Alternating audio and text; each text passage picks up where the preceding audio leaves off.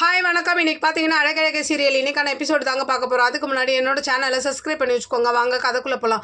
ஒரு வழியாக வீட்டில் இருந்து எல்லாருமா டூருக்கு கிளம்பிடுறாங்க. அப்போ போகிற வழியில் பாக்யராஜ் என்ன சொல்கிறாருன்னா, இந்த மாதிரி மலருடைய அம்மா வீட்டுக்கு போ அப்படின்ற மாதிரி சொல்கிறாரு. அப்போ சுரேஷ் எதுக்குன்னு கேட்க, குழந்தைய அங்கே விட்டுட்டு போகணும்னு சொல்லும் போது அப்போ சுரேஷ் கலாய்க்கிறாரு. என்ன குழந்தைய அங்கே விட்டுட்டு 2 பேரும் ஹனிமூன் கொண்டாட போகிறீங்களான்ற மாதிரி கலாய்ச்சிட்டு என்ன பண்ணுறாரு, அவங்க வீட்டுக்கும் போகிறாங்க. அவங்க வீட்டுக்கு போயிட்டு அவங்க அம்மா எல்லாரையும் பார்த்துட்டு காஃபிலாம் கொடுக்குறாங்க. குடிச்சிட்டு அப்புறம் மலர் சொல்கிறாங்க, சுரேஷ் நீ என் தம்பியை அடிச்சால, அதுக்கு நீ மன்னிப்பு கேளு அப்படின்ற மாதிரி கேட்க ஃபஸ்ட்டு சுரேஷ் தயங்குவான்.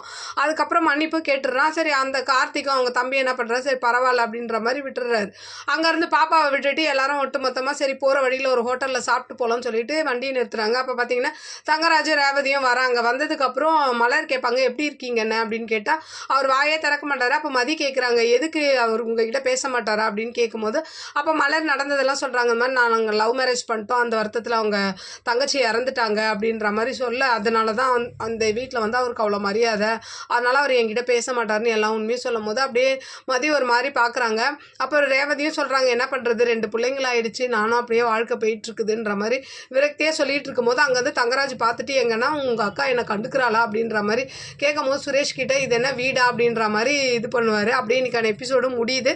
பார்க்கலாம் நாளைக்கு என்ன நடக்குதுன்னு பார்த்துட்டு நான் உங்களுக்கு ரிவ்யூ கொடுக்குறேன். என்னோட சேனல் பிடிச்சிருந்தா லைக் பண்ணுங்கள், ஷேர் பண்ணுங்கள், கமெண்ட் பண்ணுங்கள். என்னோட சேனலை சப்ஸ்கிரைப் பண்ணி சப்போர்ட் பண்ணுங்கள். நன்றி, வணக்கம், பாய்.